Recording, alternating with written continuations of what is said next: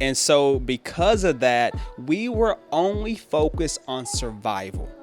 That was it. Getting to the next paycheck, keeping the lights on. We were working in our lives, not on our lives. And you can't get to the point of striving when you're only surviving.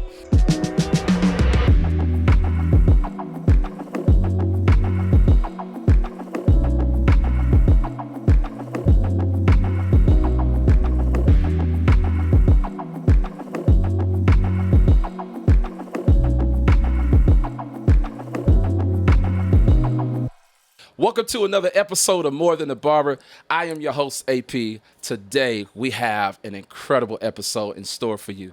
We have an entrepreneur who is doing some amazing things all over the world, and I want you to get ready for this conversation. We got my guy, Micah. What's going on, my G? How are you, man? I'm doing good.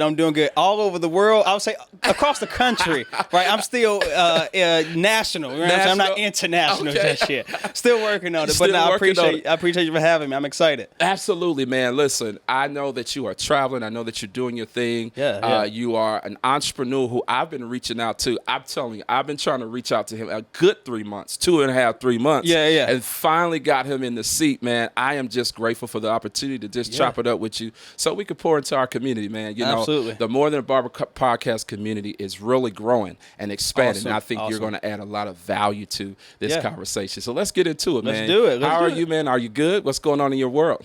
It's going good, man. It's going good. I don't want to jump right into the business side of it, but hey, that's what we're here for. Let's do it. So I think right now for me, my goal for 2024 has been transitioning from self-employed to being a true business owner. Right. And so that's been my focus. You talk about SOPs, standard operating procedures, training people, building out the auxiliary staff right around you. So that's what's been on my agenda for 2024, really trying to take this business thing and scale it. Took me 9 years to learn this lesson, but hey, better late than never.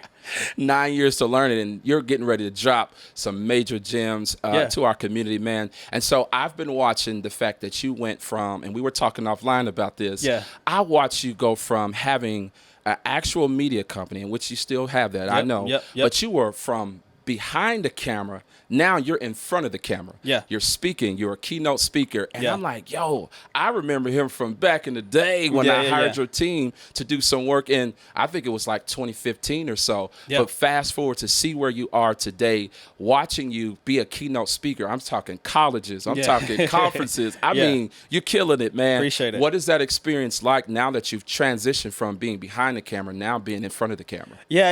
And the transition is a work in progress. I still do a little bit of both, right? Okay. For me, I felt that public speaking, and I'm going to say professional speaking, my speaking coach, shout out to Chris Singleton, always say, it's not a public speaker, you're a professional speaker. I love that. So as a professional speaker, I always felt that was a natural thing for me. I was the kid who liked presentation day in school. I was the kid who always wanted to talk. I enjoy sales. I enjoy presentations. And so had a client of mine reach out and be like, hey, can you come talk at this networking event? I'm like, sure, why not? I wasn't scared to, right? I wasn't, stopped by the fear of going in front of people. I actually kind of fed off it, enjoyed it. Gotcha. And so realizing that I had that skill when most people are afraid to get in front of a crowd and speak. Right. So I realized I kind of had this little superpower. And then I had a passion for helping young people of color who are in these disenfranchised predicaments reach and get exposure to the things that I've seen. So my whole platform for professional speaking is I've met awesome people like AP, right? You, because of the work that I do. Yeah. I'm going to go and take all of your information, curate it, and then go and tell these college students, these high school students, these middle school students. I'm not necessarily telling my story. I'm telling the story of these awesome individuals I've been able to meet through my media company. I love that, man. What would you say is some of the things that the younger generation that you speak to and mentor, what are some of the things that you would say they need most when it comes down to entrepreneurship? When it comes down to life, controversial take. We live in a capitalistic society, right? Yeah. You can say what you will and may about our country. I like our country. I like our state. Right. It's a capitalistic country. For sure. Financial literacy. Okay. That's what it comes down to, in my opinion. Because from my predicament growing up, right? Single parent, hardworking mother, loving mother, but we struggled financially, right? Yeah. Always had a roof over our head. We're blessed to say that, but the lights got cut off, cars got repossessed. Yeah. The food on the table wasn't necessarily the food that she wanted, right? And so because of that, we were only focused on survival. That was it. That was it. Getting to the next paycheck, keeping the lights on. We were working in our lives, not on our lives. And you can't get to the point of striving when you're only surviving. So I say whether you're going to college to get a degree, all of these things are to increase your earning potential so you can get to a stable survival. Then now we can focus on thriving. Got you. You can't focus on thriving until you get to that baseline level of surviving. Especially when you're trying to really just survive. You're trying to make it through. I've been there. I grew up too in a single parent home, and I like what you said. I'm thinking about, I'm like, yo, that's really what we did. We just was surviving. We didn't understand credit. We didn't understand 6-figure, 7-figure conversation. Investing, nothing. That didn't resonate with us because we were only, to your point, trying to survive. Yep. So when you say financial literacy, you are coaching, you are mentoring. Do you have a community that these students can, in fact, invest in? And I've heard you say this offline that you got mentees that are really now mentoring you now, and they're killing it. Yeah. So can you kind of walk us through some of those things as it relates to the things that you're offering the next generation? Absolutely, yeah. So I take the approach of a gentleman named Alex Hormozy. Have you heard of Alex Hormozy? I have not. So look up Alex Hormozy, acquisition.com, way smarter, way richer than I am, right? So he's on it. Wow. But he has this impression of, I'm giving all of my knowledge for free, right? I'm giving all of my knowledge for free because he has acquisition.com. He's like, hey, if I give you all of these game plans, all of these blueprints, once you have a business that you've built to 3 million, 10 million, come talk to me. I invest in it. Right. Wow. And so I have took that approach with my mentees. I'm going to give you all the free game. You want a 30-minute Zoom? Hit me up. I got you. I'm going to give you all the free game because you cannot help one man without helping yourself. Right. It's a quote by Waldo Emerson. Right. Yeah. So I'm like, hey, I'm giving you all these free games. When these mentees of mine, as I talked about a gentleman with the e-commerce business, or I got mentees who are in med school now, like I've been on their team since they were college students. Wow. Like their success, it's not my success per se, but their success, hey, I'm coming along for the ride, and I have hopefully done the same thing to my mentors. Right? Absolutely. I can't speak for them, but hopefully I have been able to add value to them as well as I've grown and matriculated through life. Absolutely. Yeah. And for me, when I hear this, I'm impressed by these young guys. They got the game. They got the game. They got the zeal to a degree. Yeah. Now, on the flip side, there's some that just want handouts. There's some that just want it to be easy. Yeah. But from hearing the community that you've built, it seems as if what you are dropping is working. So what will you say that you would say, okay, this is the information that I'm dropping and it's working? What are some of the things that you are giving this next generation from a financial literacy standpoint and just pouring into them? And now there are some of your mentors. Yeah, absolutely. So right now I don't necessarily have a community. I got the YouTube page, The Secrets of Silent Success. I got the Instagram, the podcast, Secrets of Silent Success. And for me, I simply try to give you a roadmap. If I'm 30 and you 25, I have just 5 years worth of more driving than you. I can tell you it's a speed bump, a pothole, and a fence right there. Go around it just from my experiences. So that's all I'm doing, right? Especially when it comes to financial literacy. I have no financial accreditations or degrees or certificates. It's like, hey, I went and got that car or I went and got that credit card. That wasn't smart. I talked to somebody like AP. They told me to do it like this. It worked for me. You should try this. Absolutely. And it's literally all from experiential knowledge and from experience. And honestly, I think that's sometimes the best way to learn because, knowledge without application is useless. It's useless. Yeah. It's useless. I like where you are in your mindset and the things that you're doing. Absolutely, man. It's really good to see where you are. And something you said offline, you said you're trying to pour into those that are already drinking the water. You can't force them. I said, man, that's a gym. Yeah, I appreciate you. I said, man, that's a gym.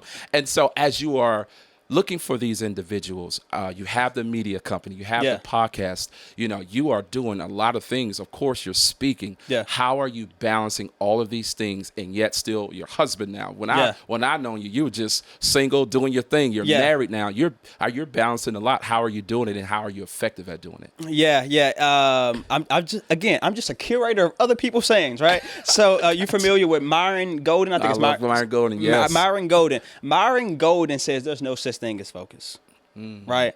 Either you're in the season of focus or you're in the season of balance, right? So I think of it like sports. When, rest in peace to Kobe, when Kobe's in season, it's no balance, right? Or when Kobe is training for the new season, there's no balance. During the off season, there's balance. There's balance. In the playoffs, you think Kobe's balanced in the playoffs, right? He You gotta focused. you gotta understand when you're playoff, right? Or what season you're in, right? To know if you need to be focused or if you need to have balance. So first person I'm gonna quote is Myron Golden. The second person is Trevor Noah. Trevor Noah talks about there's no such thing as work-life balance. There's a life and life balance, right? What I do from speaking, that's part of my life, right? Creating video projects to help your business, to help your speaking, to help your book tour. That's part of my life. Like, I enjoy doing that. So I just have to balance this part of my life with that part of my life. But it's all just working on life, right? And so for me, I think that's kind of the way I look at it, that it's all life, and that sometimes I'm focused in this area more than this area. And I think that's what you have to live with. The last thing I'll add to that, because I say it's all about a life balance. You got to understand what role is more important in what season, right? So another one of my clients, I quote here, a gentleman by the name of Muhammad Faris, and he talked about, he makes like a bar graph of husband, father, son, grandson, business owner, philanthropist. And you got to move those bars depending on the season, right? My grandmother took ill at the end of 22. My grandson meter was at the top, right? The business took a back seat to taking care of my grandmother in her last 2 months here, right? That's focus still.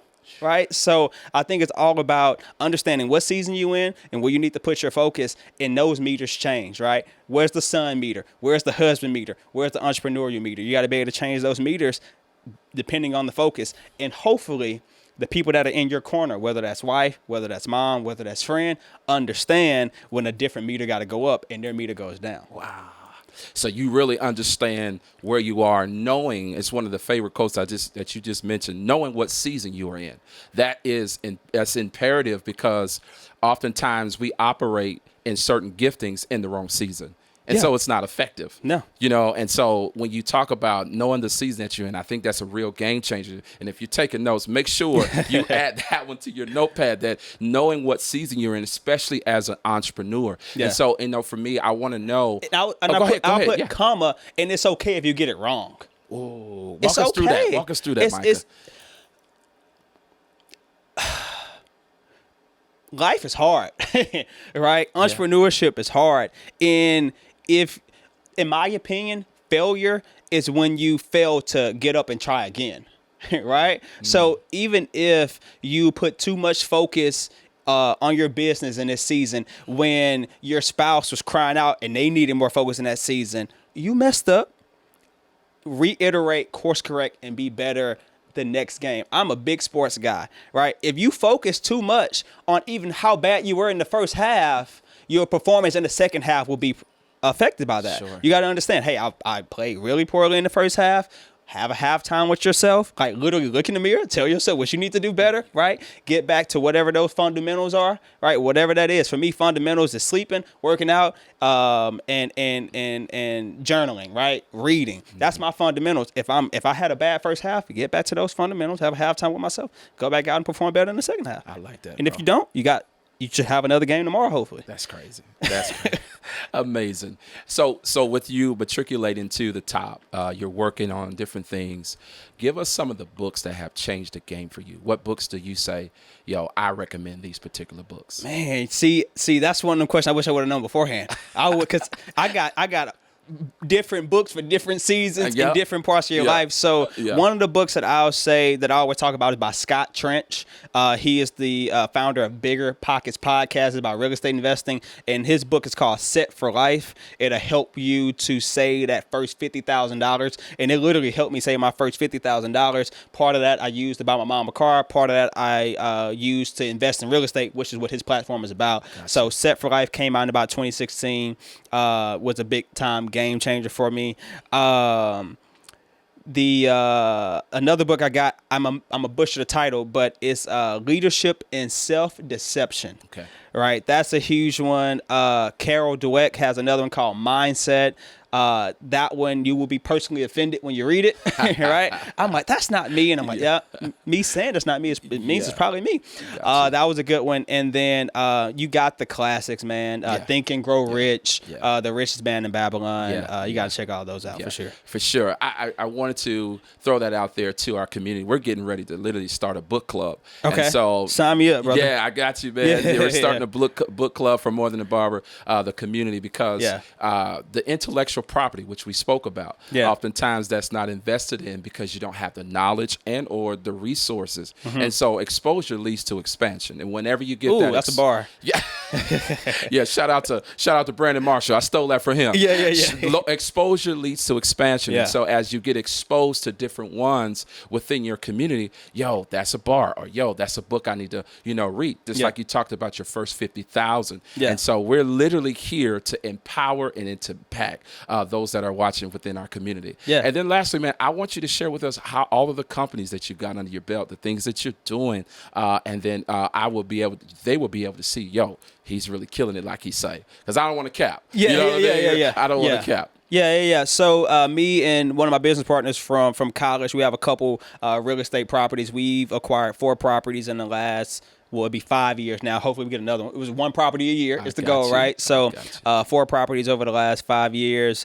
I also have the Secrets of Silent Success podcast. I've interviewed everybody from Judge Von Bailey to a couple NFL players, Zach Dowles, Brandon Copeland, talking to minority entrepreneurs, really just getting their stories of how they have went from, being just a college student to having a multi-million-dollar logistics company. Yeah. I called it Secrets of Silent Success because we do have a couple people on the platform. They got a couple 100,000 views, but we also have an owner of a logistics company that got 300 views, but he owned 54 18-wheelers and making more money than all of us, right? And so that's the Secrets of Silent Success platform, and I'm also doing the public speaking, posting a lot of clips on there as well. And then the bread and butter still is OM Media, AUME Media. Been in business now for 9 years, done videos for Chick-fil-A, Porsche, Tiff Streets, Toyota, Midas, UNT, SMU, the list goes on. And so that's still the bread and butter. But she becoming the side bread and butter, right? I'm doing other endeavors. I told people when I first started the media production company, I'm a big sports guy, and I was like, I see me doing this 10, 11 years like a sports career, and then on to the next venture. So that's why I'm building all of the processes and everything like that, so I can phase myself out. Absolutely. There you have it. You heard all the things that I told you, I wasn't capping. I just wanted him, right, to explain all the things, because when I met you, it was just a media company. Yeah. So proud of you. I admire the things that you're doing, man. We have to do a part 2. Absolutely, 100%. We absolutely have to do a part 2. But thank you for stopping by the More Than a Barber podcast show, man. And I am incredibly excited for what's next, man. Yeah, absolutely. I appreciate you for having me, brother. Absolutely. Look, there you have it. This is another episode of More Than a Barber. We can't wait to see you soon. Let's go. Hey, yo, check this out. If you like this episode, do me a favor. Make sure you subscribe down below. We got amazing content coming your way. Stay tuned for more. Let's go.